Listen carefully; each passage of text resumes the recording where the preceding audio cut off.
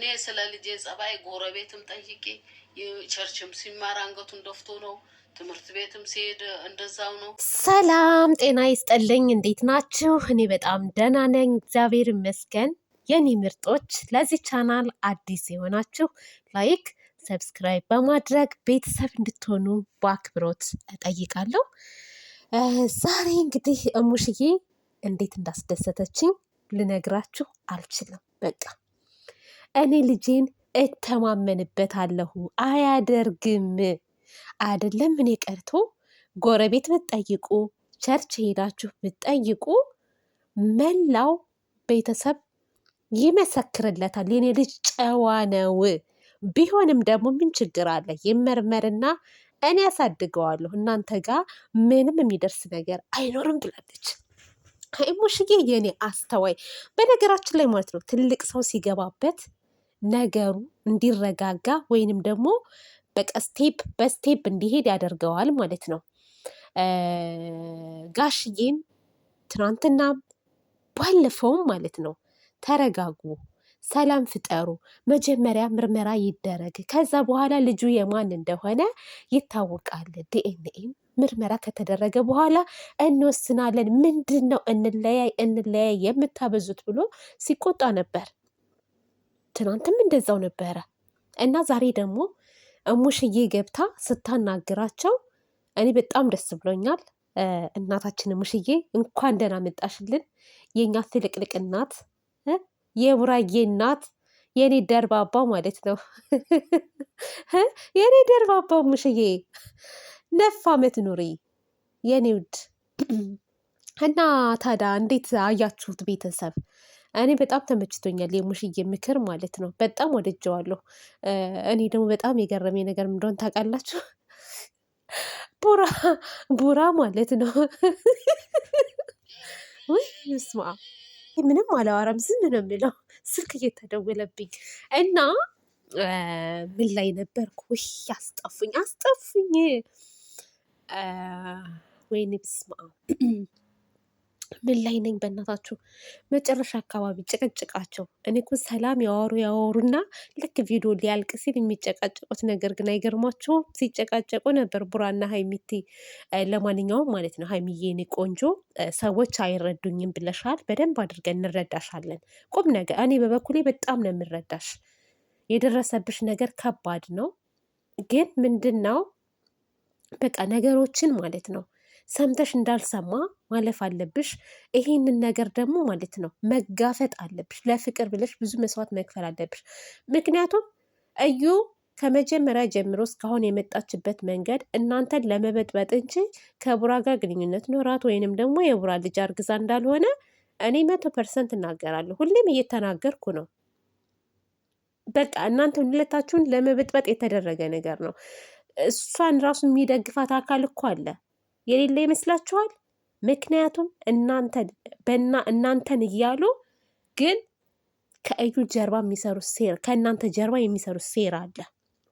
እዩን እየደገፏት ማለት ነው። ምክንያቱም ቡራን አንቺ እንድትጠዩ ከቡራ ጋር እንድትለያይ የሚያደርጉ ሰዎች በጣም አሉ። ሶሻል ሚዲያ ላይ ራሱ እያየናቸው ነው። ቲክታክ ላይ ምን እንደሚያወሩ ማለት ነው። እና ደጋፊ የለኝም የሚረዳኝ የለኝም አትበይ ሀይሚዬ፣ የእውነት ነው የምልሽ።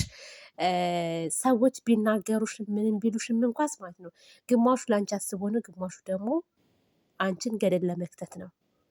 ገባሻ? ከፍ ሊያደርግሽ የሚፈልጋለ፣ ዝቅ ሊያደርግሽ የተነሳ ሰው አለ። ግን ብቸኛ ነኝ አትበይ። በጣም ብዙ ወዳጅ አለሽ ከጎንሽ ማለት ነው።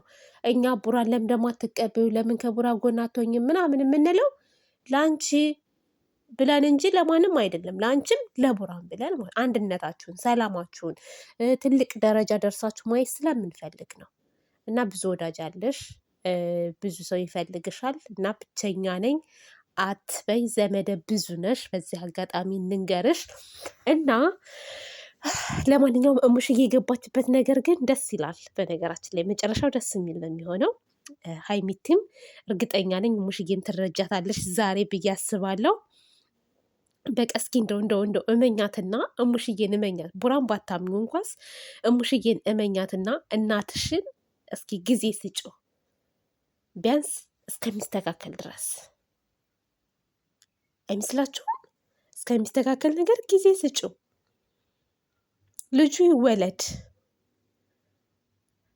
ከዛ በኋላ ውሳኔ ትወስኛለሽ። የግድ ቀጥ የሚልሽ ሰው የለም። ከዛ በኋላ ማለት ነው። እስኪ ቡራን እንደ ጥፋተኛ እንፍረድበት፣ እንደ ጥፋተኛ። ለሙሽዬም ስትነግሪያት ነበረ የሆነ ራሱን ተጠራጥሯል ምናምን። እሱ እኮ በቃ ሰዎች ፈረዱበት።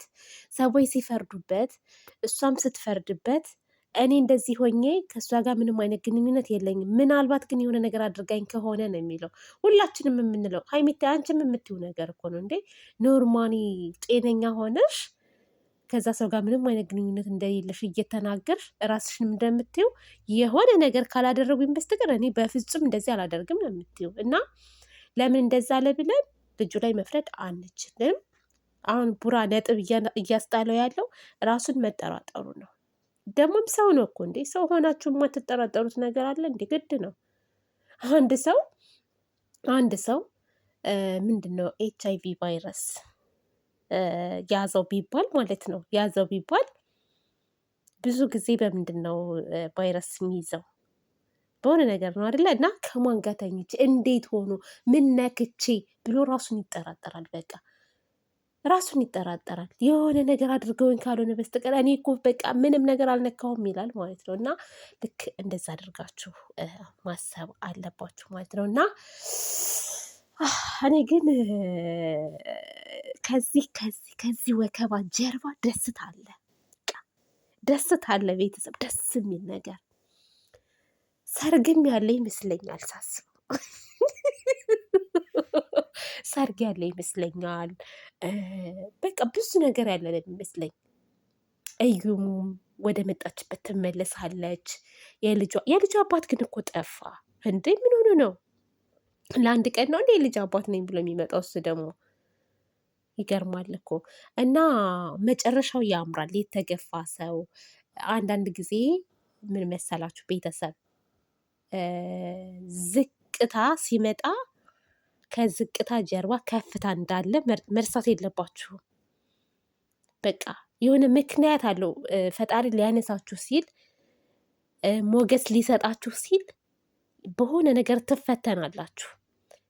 ከተፈተናችሁ ግን በኋላ ግን ኦ ማይ ጋድ በጣም ደስ የሚል ከምትጠብቁት በላይ ደስታ፣ ፍቅር፣ ጤና በቃ የምትፈልጉት ነገር ሁሉ ይሳካላችኋል ብዬ አስባለሁ። እና እነሱም ጋር እንደዛ ነው። ለምን ተፈተንኩ፣ ለምን ይሄ ነገር ተፈጠረ ምናምን ብላችሁ ማሰብ የለባችሁም።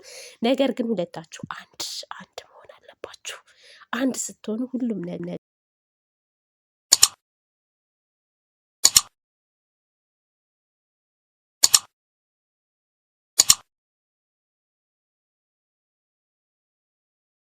ተሰርተሽ የደራ ልጅ ተኩለሽ